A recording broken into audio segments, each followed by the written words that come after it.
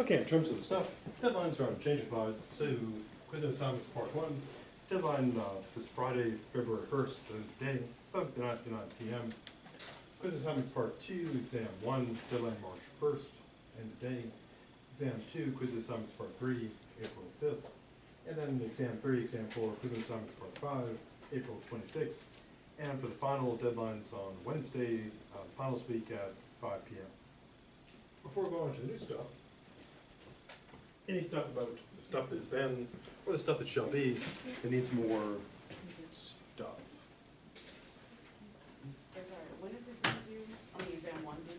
Oh, exam 1, deadline's on March 1st. We'll finish up this stuff for it this week, but with the exams, with the exception of exam 4 and the final, you get an extra month to complete it. To avoid, like, don't worry about makeups and that kind of stuff. Anything else? Okay, so last time we're looking at a always useful, but now especially critical skill of assessing credibility. And we saw essentially it splits into two main components. One is the claim itself, just examining it, sort of on its own, and then looking at it in terms of where it came from. So the claim itself and the source. Now, when assessing the content of the claim, kind of the first check is this, our own personal observations. And we went through quite a few useful standards, like a checklist thing, that we should apply when it's important to our own observations and to the observations of others.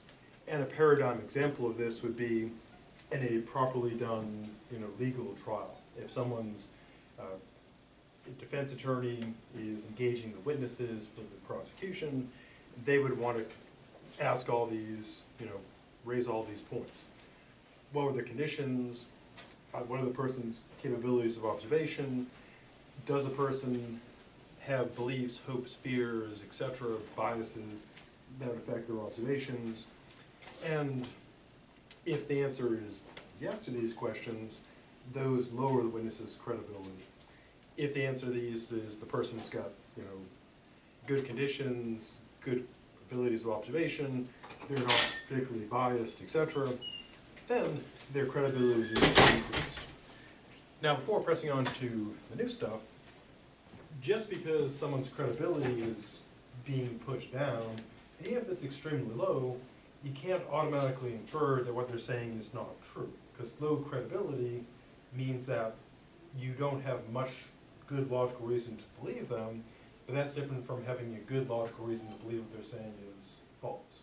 So low credibility is relevant, but not decisive. So a person, going with the example of a witness in a trial, they could have terrible credibility, but still be telling the complete truth. And someone could have very high credibility and still be wrong, or even be lying. So the general idea is credibility is kind of a guiding factor. High credibility, probably what they're saying likely to be true, but not guaranteed. Low credibility, you don't have a good reason to believe them, but doesn't guarantee that it's going to be false. And as we'll see in the future, there are fallacies where people go from, oh, there's something defective about this person, to their claim is false. And those are, as we'll see in the future, the dreaded ad hominem fallacies. And there's also one where people go from, wow, there's really great things about this person, so what they're saying must be true, which is also a positive ad hominem. Now we'll also see, when we talk about expertise, when someone does have lots of really relevant positive qualities, knowledge, etc., then you can make an argument called an argument from authority, in which you say, well, they're an expert, or they're saying this, they're probably right. But in general, it's always good to be cautious of credibility, because great credibility doesn't entail truth, and low credibility doesn't entail falsehood. Basically, it's sort of a matter of trust. Low credibility, you should probably say, and high credibility, let's check this out further. Next thing, in addition to going with our own observations, we also go with our own background information. We run it against our own past experiences and stuff we picked up over the years. And it's called background because we generally don't know exactly where we got it from. For example, it's kind of a cool day, but would anybody warm up today with a warm glass of microwave chlorine? No, because we know from somewhere that chlorine is not something you want to drink. We probably can't say exactly if we had like a particular bad experience with chlorine or exactly where we learned it, but we know that kind of thing.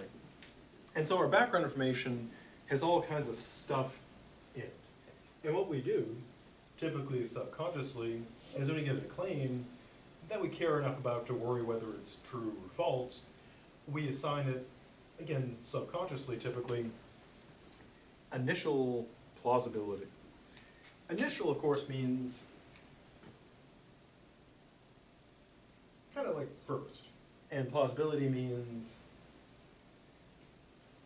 if something's plausible, then you probably should believe it. So plausible means probably believable.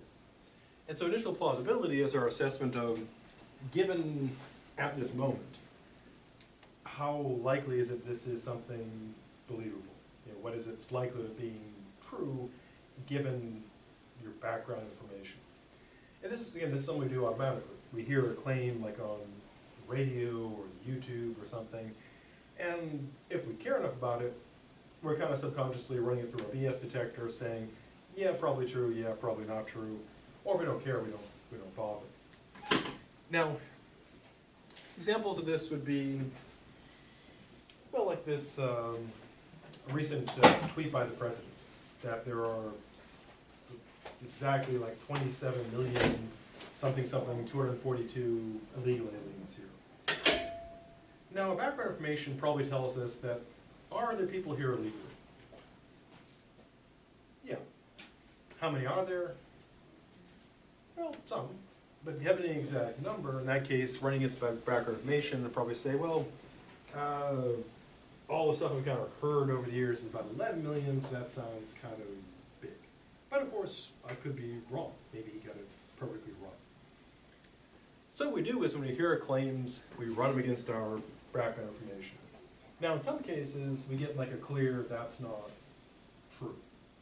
Like if someone claims that penguins are native to Florida, you know, famous Tallahassee penguins. You'd know from background information, clearly not true. Others, though, we may not be sure about. You know, claims in like the sciences, historical claims outside of our common knowledge, we might say, well, I don't know, maybe it's true, maybe not. And as always, our reaction should be, if our background information says, yeah, this is plausible, then we initially kind of say, yeah, probably believe it. If our background information says, no, that seems really unlikely to be true, at that point we probably say, doubt. And if we're not sure, if we're like, maybe, maybe not, then we'd have to suspend judgment. Now, we should always keep in mind that our background information contains all kinds of untrue stuff. I know for a fact right now that I believe all kinds of things that aren't true. Because in the past I've run into that, it's like, oh yeah, that turned out not to be true. Wow, what a mistake. But I don't know which ones are not true, because if I knew which ones weren't true, I wouldn't believe in them. But I know I got a lot of things I believe that aren't true, I just don't know which ones. It's kind of like having, to use like a spy movie scenario, it's like knowing you have spies in your organization, or traitors, but you don't know who it is. You know there's some in there, you just don't know. You're trying to figure it out. And so whenever we're using our background information, we always have to keep in mind that even though a claim may seem like super true to us, our background information making us kind of think that way could be untrue, could be totally false. And likewise, when we doubt something based on background information, it could be based on background information that also is totally false, so we're wrong. So we should always keep into mind that just because we kind of feel something's true or feel that it's false, we shouldn't immediately just say, okay, there's the answer. You know, my background information says not true, so it's out, or true, so it's in. Because our background information could be wrong. And so it's always wise to greet that with a healthy degree of skepticism. Okay, so far we've got two useful tools. One is our own observations, and the second is our background information, which is something we do automatically. Now also, also continuing on the side of good, when other people believe stuff and you think they're wrong, it's always sort of correct, not always, but generally correct, or at least, courteous to think, okay, maybe they believe this because of their background information. So they're not lying or being terrible, it's something they actually believe because of their background, or if they doubt it, similarly. And so we'd want to be aware of our own limitations and those of others. Before pressing on, anything about this stuff that needs more stuff? Okay, also, of course, as they used to say in the after-school specials, the more you know, the better you can assess stuff to see whether it's plausible or not. Now, people might say, well, I don't need to know as much now because I can check on like Wikipedia or through the Google, but of course you still need a good solid background to tell when the Wikipedia or the Google or whatever web page you're getting is lying or true. So even in the age of instant lookup, you'll still need a solid foundation to tell whether what you're looking up is BS or not. Now the third thing to look at is the credibility of the source. So again, I'll away the second thing. So kind of the first deal combines both. You get the claim, and you say, does this match my observations? And then you match it against your background information. And then the next thing to do, which you can look at as either second or third, depending on how you want to break it up, is the credibility of the source, in terms of where it came from. To use an analogy, it'd be sort of like you're reading an article on the web, and so the first assessment would be, okay, just looking at the content, does this match my observations? Does it match my background information? The second thing would be, or probably we might actually check first, would be, where is this coming from? What is the source? Now, when assessing a source, one of the most critical things is this factor.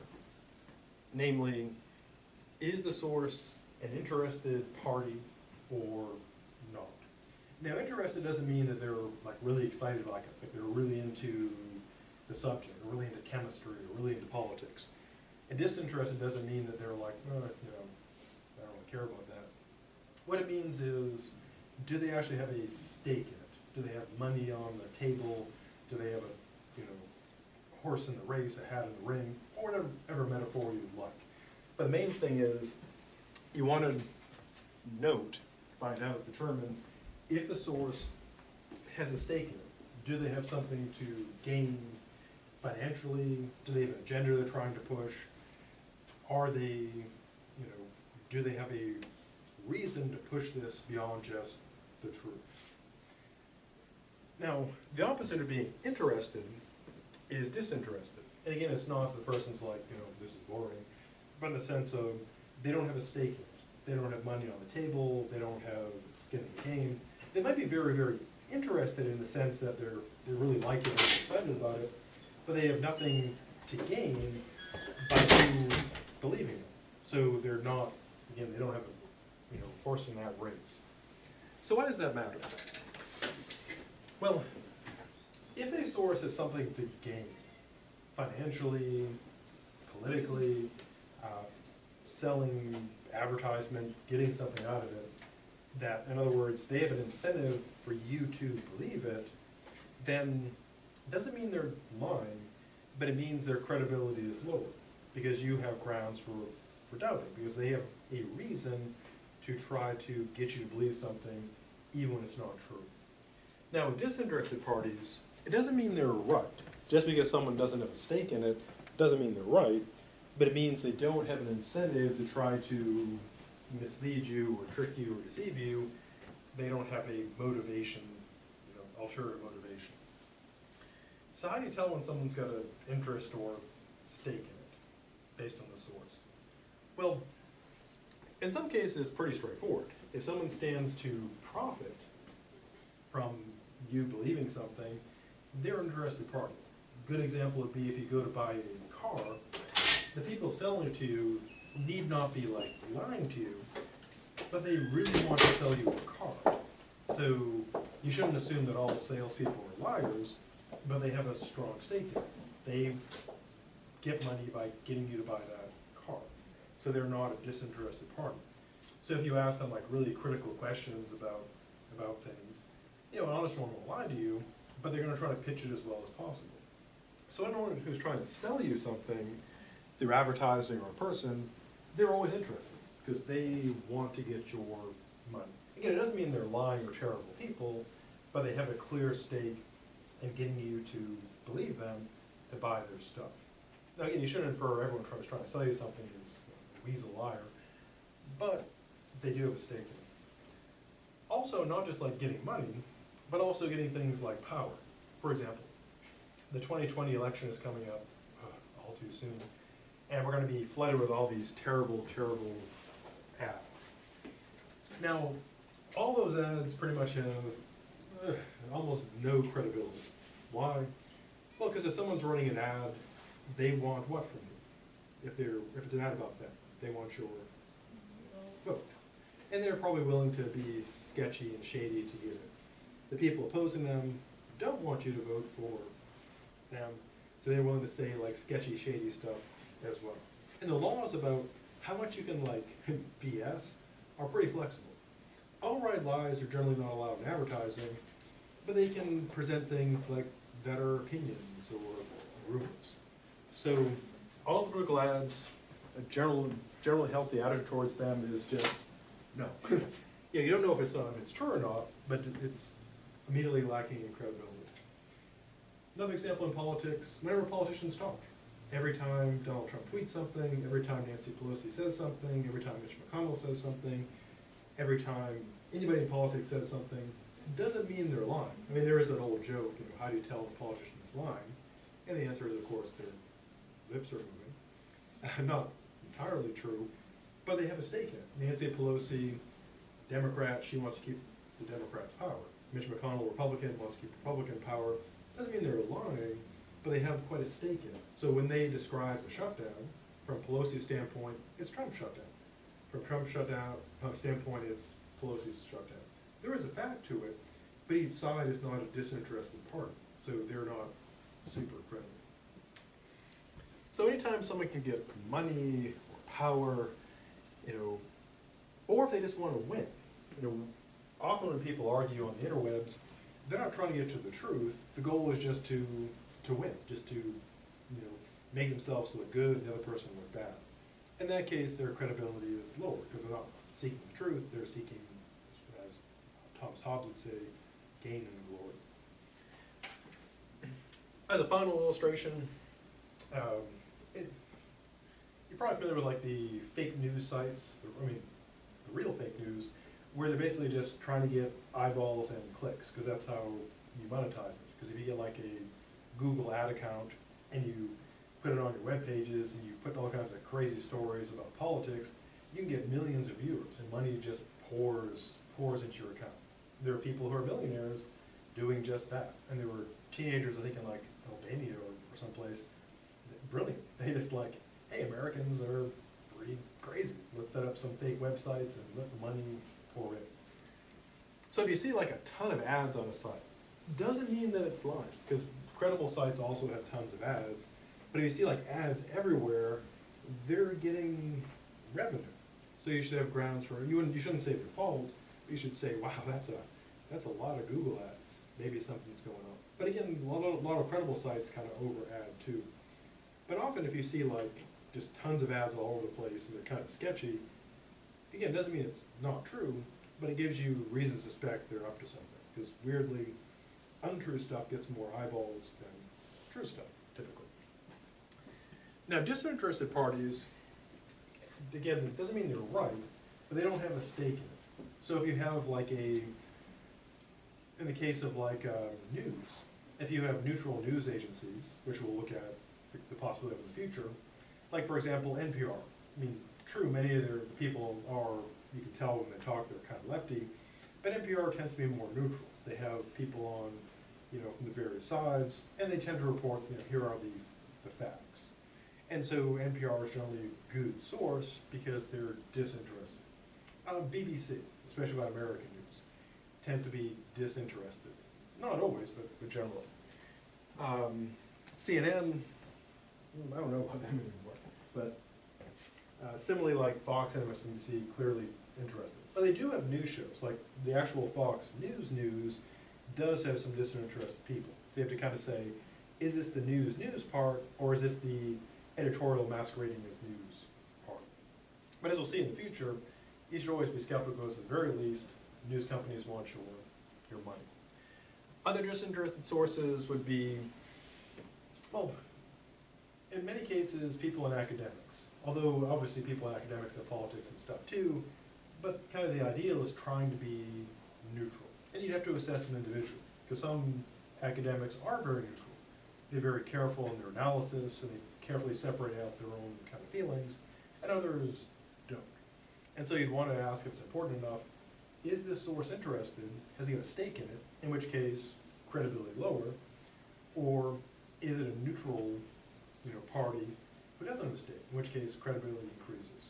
But again, interested sources could be completely honest. You could go to buy a car, and the salesperson could tell you everything is true. Everything they say is true. They're 100% honest. And you could go to a disinterested party, and they can be wrong about everything because they have no idea what they're talking about. So you can't just go from interested to untrue. But it's something to keep in mind. Interested parties, less credible. Disinterested, more credible. Now what about sizing up a person who's making the claim? Like, how do you detect BS from people's behavior? Or how do you tell by looking at people if they are telling the truth?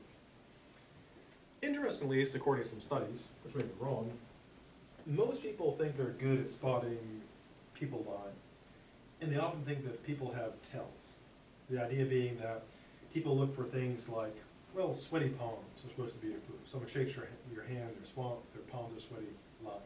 Or they won't make eye contact, they're lying. Or if they have like some kind of habit thing they do repeatedly, that supposedly they're lying.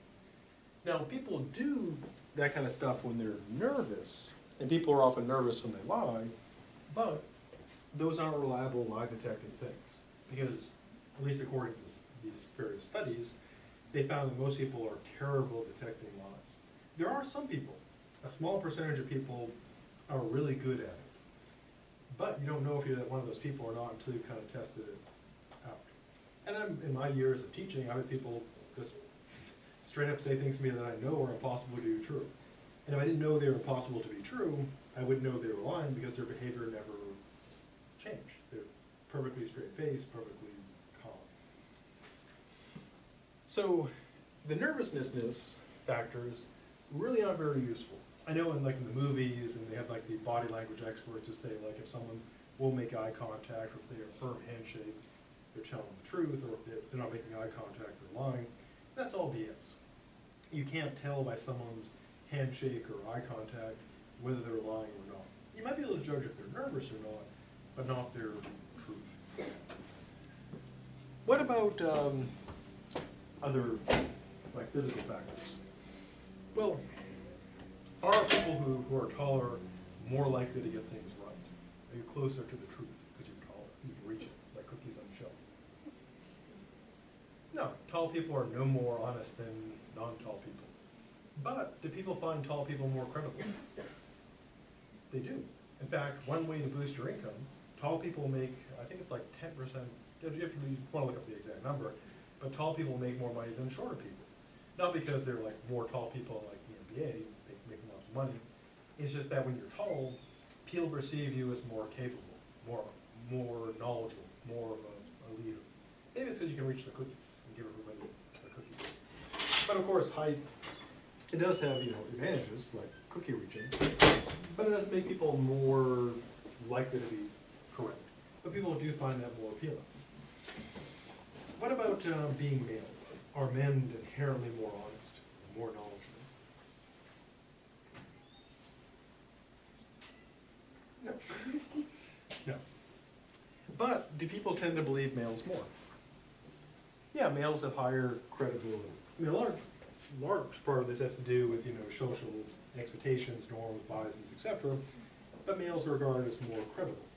Now, not surprisingly, when people are doing commercials and newscasts and so on, they do tend to pick men because people find men psychologically more credible which serves to reinforce it. Because if you always get like your news and stuff from men, you're going to see men as more credible, which feeds into itself. Now, of course, there can be some really serious consequences for this. One obvious example is in trials, like we saw with the recent case with Brett Kavanaugh, going to the Supreme Court, and some people believed him just because he's a guy. Now, some people doubted him just because he's a guy, but more people regard men as more credible. If you look at how the criminal justice system deals with accusations from men, from women against men, women are regarded as inherently less credible, to a terrifying degree if you actually go and look at the stats. Even though women are no more likely to lie than men, they're typically less likely. And so, even though credibility is on the side of men, truth is no. You can't say, that's a man, so they're telling the truth. But again, psychologically, if you want people to believe you, being a man is a good thing, because people are more likely to believe you. Also ethnicity. Are white people more likely to tell the truth? We are not. I can assure you. But you probably figured that out yourself. But people tend to regard white people as more. And so, again, like in the legal system, they have an advantage. People tend to believe white people over other people. But of course, there's no correlation. Age, also a factor. Now, in some cases, youth gives credibility, like in advertising for certain products. But in general, being like not too old but old enough gives more credibility. Now, true, if you live long enough, you get more experience and you learn stuff, but you're not more likely to be honest when you get older. So, but you can think of like the stereotypical person they have selling like, stocks and bonds and stuff. It's like an older, but not too old, white guy in a suit. Also turning to appearance. If you're wearing a suit, are you more likely to be telling the truth? No, you're just wearing a suit. But who do we see as more credible? Someone wearing a suit or someone dressed like really sloppily? Yeah, the suit. Which is why in business, or sort of the old business model was wear a suit, because people grant you credibility. Although Silicon Valley kind of flipped that around, because now you're supposed to wear, I think, like turtleneck was a thing for a while, and now it's probably like t-shirts and jeans and, I don't know, flip-flops or something. Because if you're edgy startup in the little goatee thing. Yeah, so whatever, even if it does change, it was ever considered proper business attire. Even though, of course, how you dress doesn't prove or disprove anything. Being pretty, or beautiful, or handsome. Do people tend to believe the beautiful more than the non-beautiful? Yeah, and that's why when you have, newscasters and spokespeople, they don't really have a lot of, like, ugly people, because, people aren't paying to see that. But of course, people who are beautiful are no more likely to tell the truth. And so we assign credibility to all sorts of factors that are irrelevant. Now, there's psychological reasons for this, in terms of like why this is done, social reasons, but from the standpoint of is what the person's saying true, they're all irrelevant. And an important part of being a good thinker is being able to weed those out. And these can have, again, serious consequences. If you look at trials, relating to sexual assault, etc., the analysis shows women are generally not believed, and this has very serious real-world consequences. Similarly, if you have, a white police officer talking and there's a black victim, they believe the white person. Not only because they're white, but because of the police officer thing. So things that are already irrelevant to the truth become decisive factors. And so being a good thinker requires saying, okay, this person is like tall or handsome or whatever, but that it's irrelevant to the truth. Or this person's male, but that's irrelevant to the truth. And the hard part, of course, is many of these biases are completely subconscious. It's not like people sit in court saying, okay, yes, male, so probably true, woman probably false. No, people don't sit down and like diagram that out, because if they did, they'd realize that's stupid. They just kind of, it's a subconscious thing. And so part of the challenge is trying to work out consciously these biases we all have and try to to neutralize it. And it can be tough, because all of them kind of baked into us, like evil little raisins, the most evil of things that can be baked into cookies. I just don't like raisins. The devil's blueberries, that's what I call them. Some people do like raisins, but I've learned not to judge, because I'm sure they taste delicious to such terrible people. So there are all kinds of factors that are relevant, that do affect us psychologically, that we do need to neutralize. And of course, speaking of like the raisin things, there's also of course qualities that we don't like about people, like that are particular to us. Like if you, for example, I've always hated smoking, so I always judge smokers harshly, even though that's unfair. Or people have positive view of runners, that would be unfair too. So to kind of be aware of our own biases and try to neutralize them, which is really tough. Now, how do we tell when you've got an actual expert or not? Before we go into that though, anything about the stuff so far, or raisins, that needs more stuff. Expertise. Now, being an expert means that a person has special knowledge, training, or experience that grants them this knowledge in a field. Essentially, they're authorities. They know what they're doing and saying. Now, in general, and this is what the book doesn't use this term, but it's called an argument from authority. And the idea is that in general, if you have a real expert and they're talking in their field, then the claim in their field is probably true. Not guaranteed to be true, but probably true. To use an everyday example, if you go to doctor and the doctor, complaining of like a problem with your knee, and they go and you get an MRI, etc., and the doctor says, "Oh, you get a torn meniscus." Well, the doctor is probably right. They could be wrong. It's misdiagnoses, but the doctor, knows medicine, so what she says about your knee is probably true. Also, if you would take a class, what I'm saying about critical thinking is probably, hopefully, true. Likewise, if you take like chemistry, what your chemistry professor is saying is probably true. So, if you have someone who's an expert speaking in their field, probably true, but not guaranteed, because they could get it wrong. Because expertise doesn't mean infallibility; it just means you know what you're talking about, hopefully. Now, going along with the good argument from authority is the bad argument from authority. What occurs when someone believes a claim from a supposed expert when really they shouldn't. Now, one thing to watch for is this.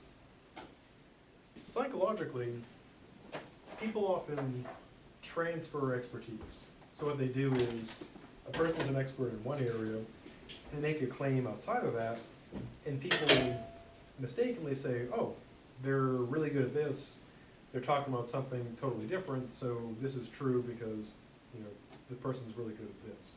Or really famous. For example, one common use of this, or misuse of this, is in advertising. Because they'll take celebrities who are experts at like acting or sports and have them selling like cars or insurance or underwear or whatever.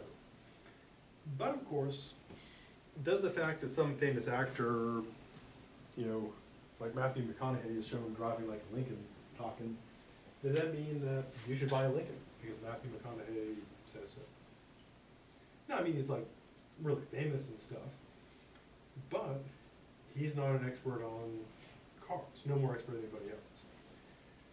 Now, even if he was an expert on cars, you would still have to consider that he's being biased. Because does Matthew McConaughey do those ads for free because he really believes in that product? One assumes not. They probably pay him quite a bit of money. Yeah, so anytime you see like a celebrity, athlete, or anybody endorsing something, one thing, of course, is they're probably talking outside of their field. Although there can be exceptions. So if you have an athlete, for example, selling shoes, that they use in their sport, or selling like, a sports beverage, if someone's a pro athlete, they probably know, their equipment and their beverages pretty well. So they could have legitimate expertise, but they're being paid. And so they'd be an interested party. So if you had, like a professional marathoner talking about how great the shoes are, yeah, they know shoes, but they're probably saying that because Nike's giving them a big stack of cash. And I too would say Nikes are good shoes, probably, if someone gave me enough cash. Although, it might be kind of enough for it. Maybe I wouldn't do it, unless it was like a lot of, maybe lots of shoes. I like to think I wouldn't, but who knows? They say it has a price. I guess for $1 million, yeah, sure, probably. Because it wouldn't be that bad of a lie. I mean, it wouldn't be like I was, telling people to, do drugs or something. It's like, shoes are okay. Now, it also occurs not just with like people who are famous for pretending to be other people or putting the ball through the hoop, etc., but also people who are in academic or scientific fields. For example, Stephen Hawking used to talk a lot of stuff about AI, about how it's going to kill us all. Now, Hawking, of course, before he was dead, pretty smart guy, but his expertise is physics. So yeah, as a smart guy, he can say smart stuff, but his field isn't AI. That's a very specialized field. So even though Stephen Hawking is a really smart guy, I wouldn't go to him to like my need diagnosed because yeah, he's smart, but he's not a medical doctor. Likewise, if I wanted to know, will AI kill us all? Yeah, he certainly is a smart guy, can say smart stuff, but he's not an expert. So his claims about that would be no more credible than any other smart person talking about it. And sometimes referred to as staying in one's lane. Not like in a bad sense, like don't expand your horizons, but in the sense that people should have, if you're an expert in one area, generally a person should always say, I'm not an expert in this area, but my opinion is this, but of course it doesn't have a lot of credibility because this is not my area of expertise. But of course that sounds pretty boring. So kind of the check is, if you get an expert and they're talking in the field, probably true, but maybe not. If they're talking outside of the field, maybe true, but you have no reason to believe that it is true. Now again, an expert talking outside of the field doesn't mean they're wrong, it just means you don't have a great reason to believe that. So for example, if you're having knee trouble and like you were getting your car repaired and your mechanic said, hey, it looks like you're having knee trouble, probably a meniscus, they could be right, but their expertise is cars, not the knee. You want to go to a doctor. Before pressing on to see what an expert is and how to assess them, anything about this, or the meniscus that needs more stuff. So, how do you tell if someone's an expert? And also, how do you become an expert yourself? One thing you'll note if you look at the categories, these are also very similar to what you'd put in various forms on a resume. Because when you're resumeing your resume, what you're trying to do is convey to the potential employer or the grad school, law school, etc., that you either are an expert, I'm an expert, hire me, or you could become an expert. I could be an expert, hire me, I should become one. And so this not only deals with assessing expertise, but also in terms of presenting yourself as a potential or actual expert. The first thing is, of course, education. This can include formal education, like having those cool letters behind your name, or it can include, non-formal education, experiences, etc.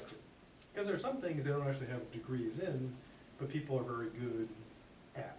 Although now, there are more and more degrees for all kinds of things. Like there's even degrees in I remember I was surprised, I shouldn't have been, but I was surprised when I went to grad school, a person could get a PhD in dance.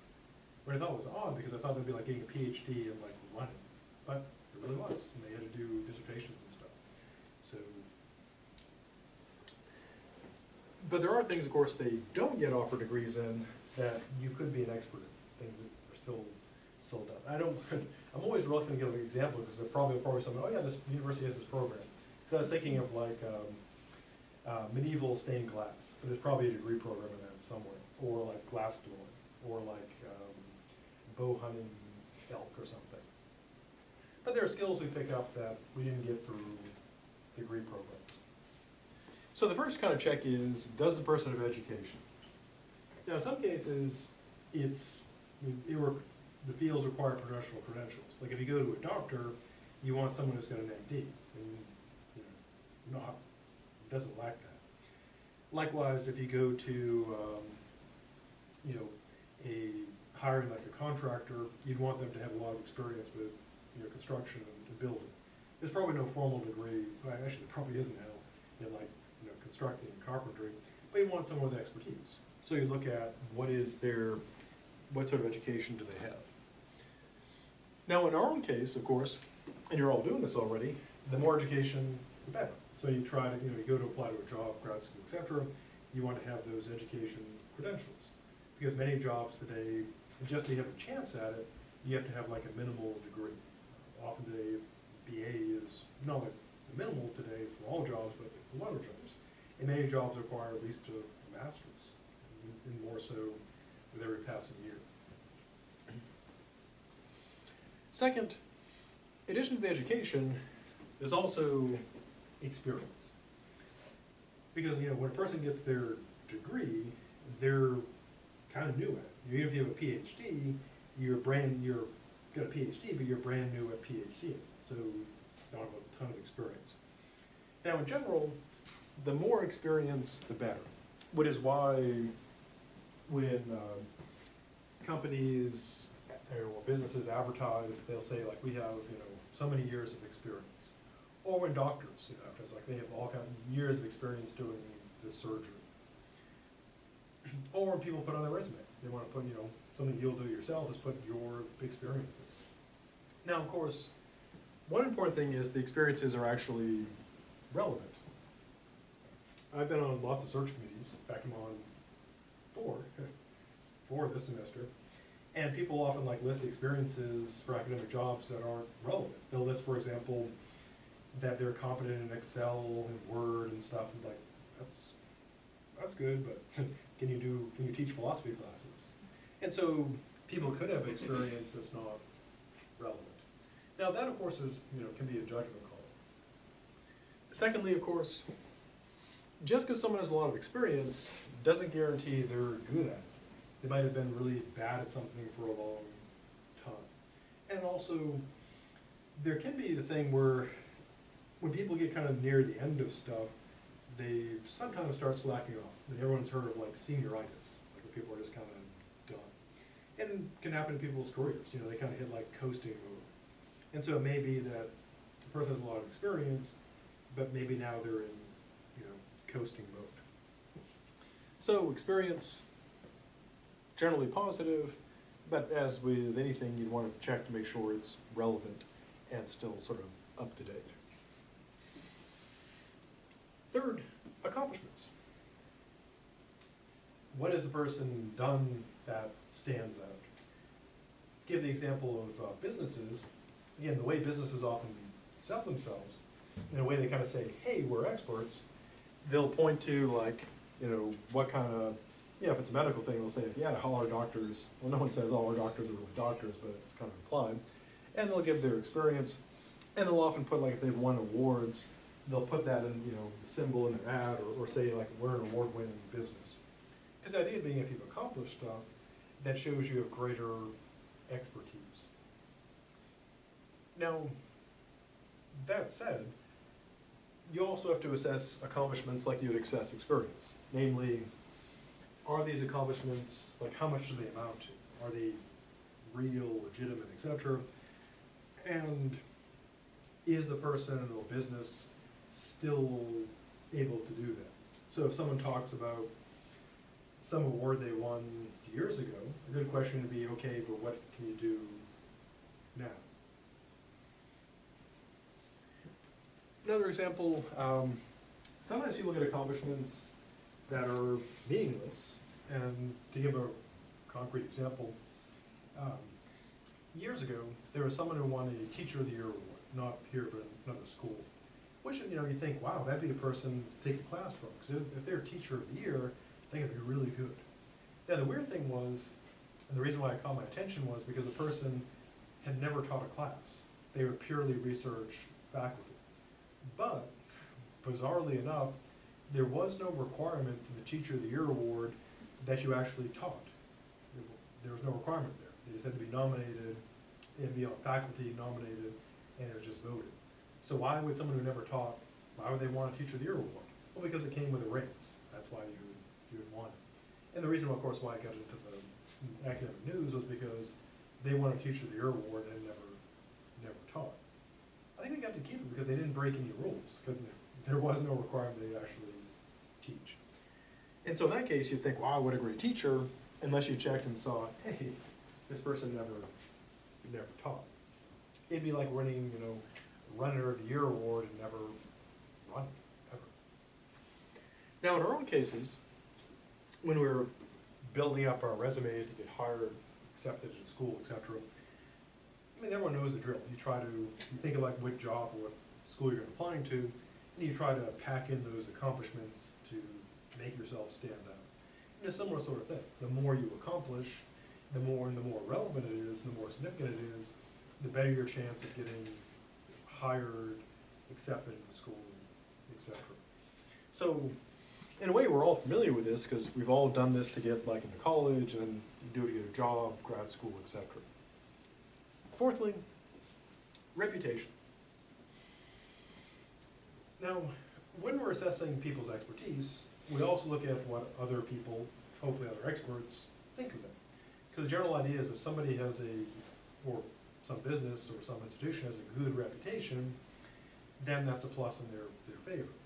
Because it means, ideally, they've been assessed by others and people have found them to be credible and good.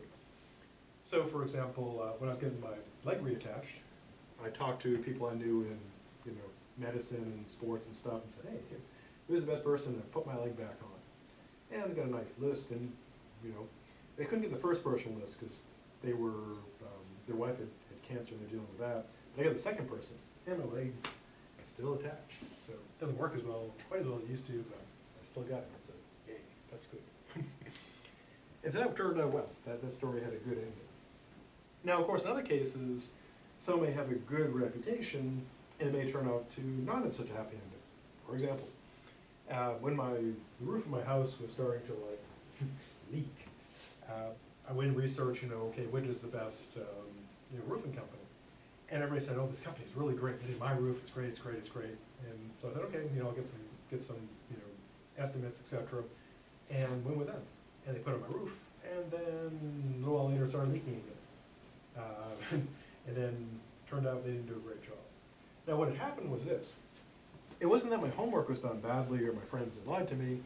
It's that the owner of the company used to supervise all the work himself. He would go to all the jobs and supervise and do the work, and then he had happened to just have retired. So he was just having whatever crews doing it. And so if I'd got it done like a year earlier, my roof probably would have been great. But unfortunately, no. So one thing about reputation to keep in mind is, just like with accomplishments, is reputation up to date? Because it might have been great before, but not so great now. And of course, reputations sometimes aren't earned. People think something is, or somebody is really, really great, and then you go and you're like, this is not great. I mean, probably everyone's experienced it. It's like people really talk up a restaurant, and you go there and it's terrible, and you're like, it's not even good. It's not like, oh yeah, okay, it's okay. It's like, this is horrible. I think I'm dying of kind of botulism. Now, in our own case, establishing a reputation, kind of the main way you do it at the start is this. In some cases, thanks to social media and the YouTubes, etc., you could, right out of the gate, even before getting out of high school, you could have a national or even international reputation. Most of us don't do that, though. So, if you're not a celebrity of some sort, how do you build a reputation? Well, kind of the starter package for that is getting letters of recommendation. Because what they're doing is basically establishing your reputation. And what you do is you go to someone who you hope is kind of known, and they say nice things about you, and that establishes your reputation. And so if you're getting a letter of recommendation, you'd always want to find someone first cool, write the darn thing.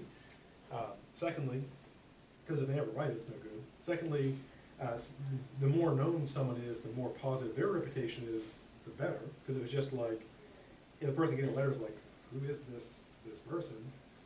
And also we want someone who will say good things about you. So kind of the things would be, are they gonna write it on time? Are they well known? And will they say good things about you? And if all those three check off, that's a pretty good person to get a letter from. If they're not gonna do it, or they just forget, never get around to it, or they're not well known at all, or they'll say terrible things about you, you probably don't wanna get that. I don't think I've ever seen a letter which said terrible things about someone, so I guess maybe it does happen. Position. Position is, of course, the job or non-job that a person occupies. And typically think of this as like job, like being, like in academics, like being the chair of the chemistry department at Harvard, or like in a business, being the CFO for a corporation, or being the head of pediatric surgery at Johns Hopkins, or being the cashier, or being the barista at Starbucks, whatever the position might be. Now, a person's position, of course, does give some hint of their expertise. So if someone is like the chair of the chemistry department at Harvard, they probably know chemistry, maybe. But of course, as we all know from life, there are people who get into positions they're totally unqualified for. Like, a good example from recent headlines is the person who was being appointed to be the head of cybersecurity in Japan admitted that he'd never even owned a computer. I don't know how it's even possible. I mean, it's like a joke, and I didn't think anybody would not own, because he wasn't super, he was 68, so it wasn't like he was like 105 or something, but then he never owned a computer. And so they had a position, but probably not the expertise. Now, if there's like politics involved, then yeah, then that can be, people can be totally unqualified for the position. Because being elected, the only qualification is typically, and for most jobs is, you are a citizen and you're a certain age. Like to be president just requires you're a citizen and you're over, was it like 34, that's it. And similarly for appointments, many appointments are you might have no requirements at all. You just maybe got to be like alive, maybe. Yeah, and so we can't always go from position. Now in our own case, of course, we'd want to, typically if you're looking for, a job, positions would be past jobs. And what they say, of course, if you want to move up the job ladder, you're always trying to accumulate jobs that are rungs on the ladder. Like you look at, if I want to be here, what are the jobs that I have to do, or companies I have to go to get there? Academics is similar. Like if you're going to go to the sciences, people usually move like every few years, trying to get the, more and more money, bigger and bigger schools. And so you kind of look at what positions would help you move on up. Okay, so to tell if someone's an expert, you'd run through this kind of checklist. Do they have adequate education? If the answer is yes, good. Do they have adequate or exceptional experience? The answer is yes, good. Have they accomplished things? The more so, the better. How's their reputation? What positions have they held? And if they check all this off, then what they say in their field is probably true. But not guaranteed, because just because an expert says so, they could be wrong. And it happens, the history of expertise is a history of people being wrong. Now also, if a person doesn't check this off, they could still be right. Because not being an expert doesn't mean you're always wrong, it just means that you don't have expertise. And non-experts are sometimes right. And in some cases, as we'll see in the future, there are cases where, like anybody, could be an expert at something. Need not have any special, credentials. Now, one thing that comes up, especially in controversial political issues, is when do you go with the experts? What if there's disagreement among them? Well, kind of the gold standard in sciencey stuff if you're not an expert yourself, the rational thing to do is this. You should accept the majority opinion of the qualified experts if there is a majority established opinion. Why? Well, if I'm not an expert myself in the field, I am not qualified to make judgments about their claims, because that's not my field. If the majority of experts in the field accept a claim, they're probably right. Not guaranteed, but probably right.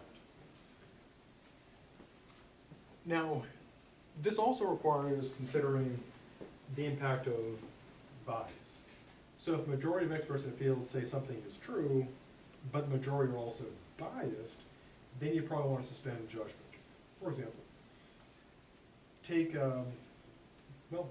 think of like the way, like the government, the way they present food stuff.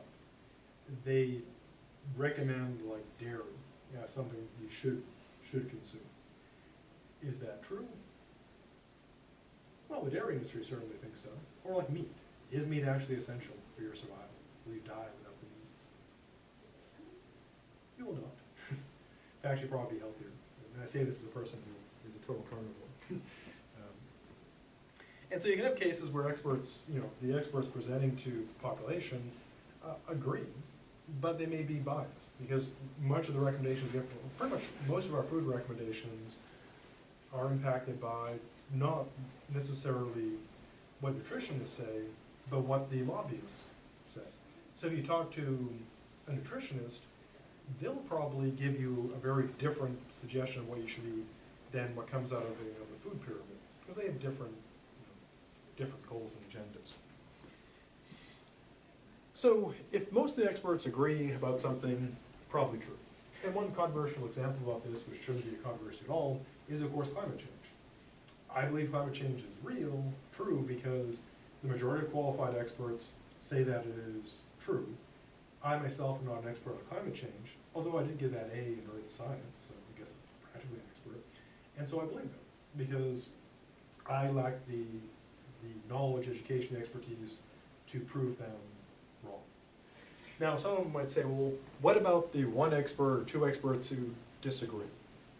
Well, the obvious question is, if I am myself not an expert, and most experts say that this is true, what grounds do I have to believe the two or three that disagree? What is the proof? I am, by my own admission, completely unqualified to make that judgment.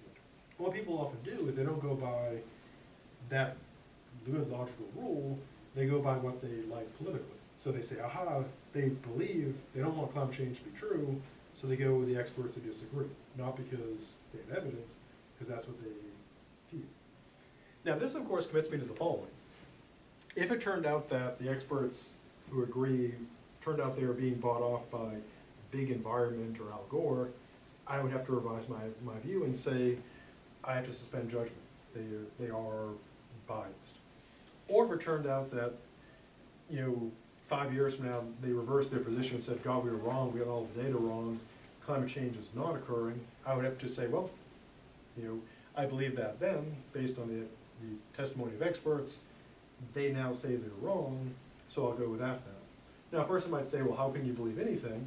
Which is a good point, because if you follow things like anything controversial, like health or diet, etc., you'll see the experts' opinions flipping around, which can be kind of annoying. But still, even though if they keep kind of flipping, still the opinion of the majority of qualified experts is more likely to be true than not. But I will note it can be kind of annoying. For example, I'll use the example for like eggs. I'm not super old, but in my lifetime so far, not over yet, eggs have gone from, yeah, they're great, to, God, they're super dangerous. You might as well eat asbestos, to, yeah, they're okay, to, oh, they're terrible, to, yeah, you should really eat them, they're super great for you, to, yeah, they're okay, like, one per week, to, yeah, no more than one per day. And I'm not sure where they are now. And so if you see like recommendations about like, eggs or sugar or something just hopping all over the place, it's tempting to just say, screw it, how do I ever know? Which is a fair point. But again, even though the experts kind of flip around sometimes on things, the most rational thing is the majority opinion of qualified experts. Keeping in mind they could still be totally wrong. But they're more likely to be right than non-qualified people just saying stuff. Now, in some cases, where the experts don't agree, the rational thing is this. In scenarios where I'm not an expert, so I have no idea what I'm talking about, and the experts don't agree, I have no logical reason to pick one over the other. So in that case, the thing to do is suspend judgment.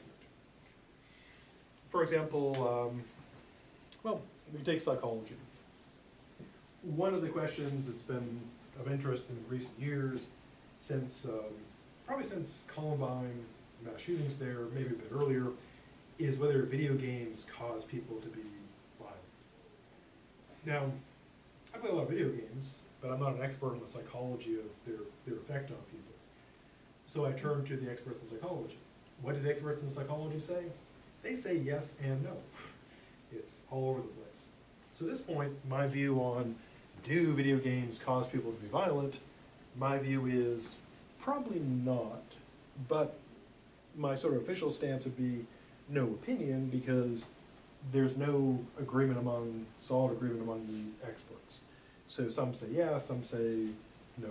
And the evidence is all over the place. So in that case, the most rational thing to do is say no opinion. And stay away from Grand Theft Auto.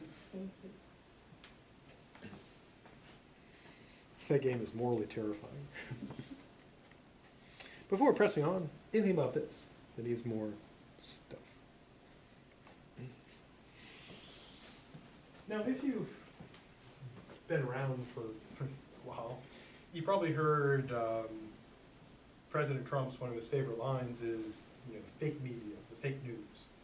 Now, Trump didn't create that notion, the notion that the media is a little bit biased, the media is out to get conservatives, the media is lying. That goes way back. I guess it probably goes back to the invention of media. But it really got rolling in the United States back in the time of Spiro Agnew, who was Nixon's vice president. Remember Nixon, the not a crook guy? And he's kind of relevant there. He saw the arrest of Roger Stone. He's Trump's buddy. And he came out of the courtroom doing this. And that's a Nixon thing. Nixon did that. And Nixon said, I'm not a crook. But of course the court said that he was a crook. So probably not the best move. But he's a super Nixon fan. Now, back in the days of Spiro Agnew, the Republican Party, conservatives, were pushing the notion that the media was liberal and biased against them. And it kind of grew throughout the years. We saw it like under both the Bushes, and now to an incredible degree under Donald Trump. Now, Democrats have also had a hostile relation to some degree with the press. So they've also sometimes said that the media is out to get them, etc., but generally less so. Now, of course, conservatives would say that's because the media is liberally biased, and so they tend to be on the side of the Democrats and opposed to the Republicans. Now, since we hear so many claims about fake news and claims of bias, a good question is, of course, is that true? Now, on one hand, we know for sure it's true because thanks to the 2016 election, the notion of fake news sites, sites duplicating, closely real news sites, we know that's a thing. Set up in some cases by like Russians to sway our elections, but also sometimes by Americans and others just to make money. There's one of the biggest kind of clickbait, purveyors was a Democrat who supported Hillary Clinton, but all his stuff was mostly against Hillary because he knew that would pull in the eyeballs. So we do know there's definitely fake news, which is literally made up stories. In a way, it's not really news, it's just, sort of fiction being put out there. So what sort of concerns should we have about the mainstream, or lamestream media, if you prefer? Well, most of these concerns, except for one, won't be with, are they, liberal tools, but with sort of, perhaps ironically, with non-liberal stuff. First concern is this. Back in the old days, there were many, many independently owned newspapers, radio stations, and TV stations. We kind of somewhat have that today. It used to be typically on local stations, if you tuned in like during the day up until about 6, it would all be local programming, just local stuff. Generally terrible, terrible shows. For example, at my home in Maine, there was the Great Money movie. They had showed 2 movies, and old movies, and they'd show them during that time period to fill up the time blocks.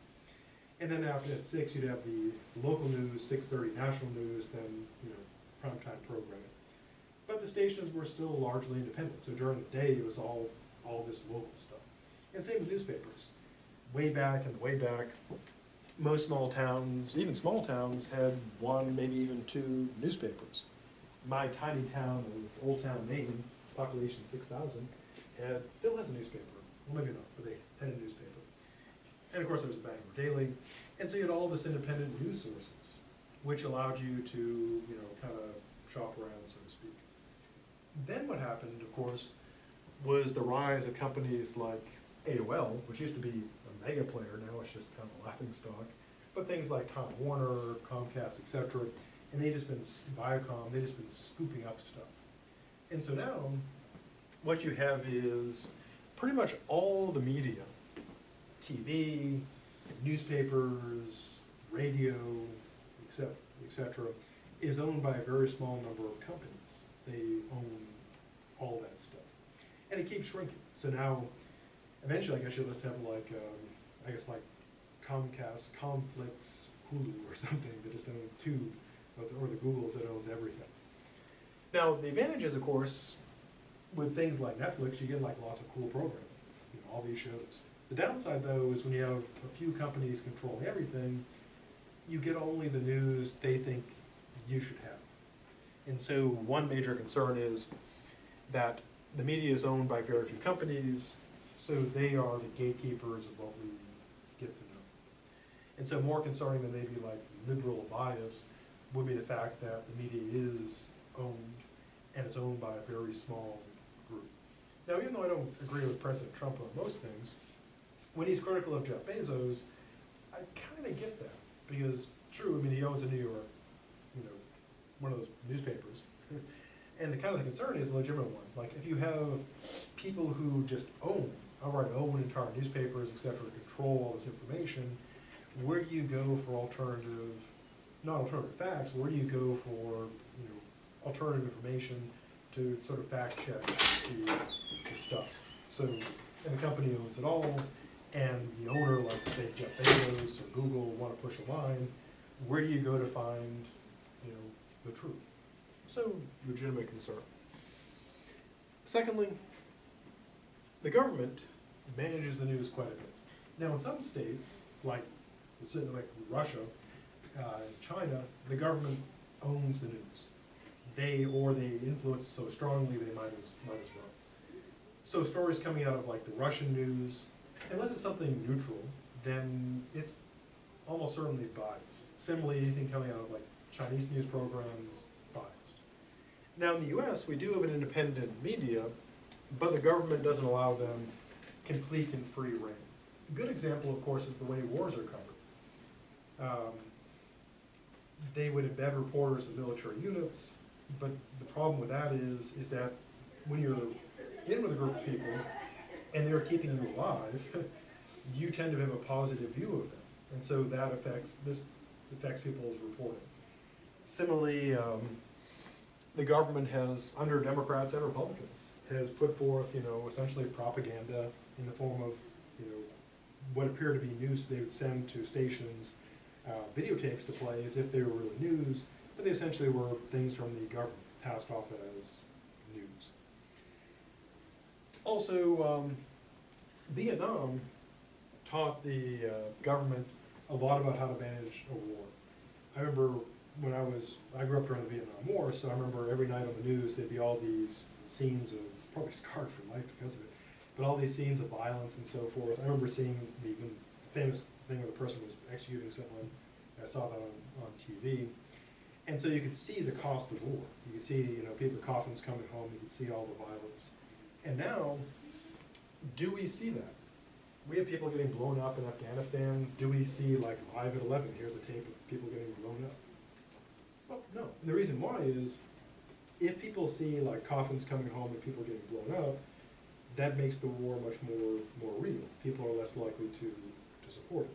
So we're involved in all these wars that we hear about them. You know, so many people killed in Afghanistan, but we don't really see them. And just hearing a few numbers doesn't have the same effect. And the government, even though we've got freedom of the press, the government carefully restricts what we see. I mean, true, we're way better than Russia and China, but we need to keep in mind that our information we get is carefully controlled by corporations that own the media, and our government carefully manages it as well. So next time, more bad stuff about the media. So have a good rest of the day, and I'll see you all on the Thursday.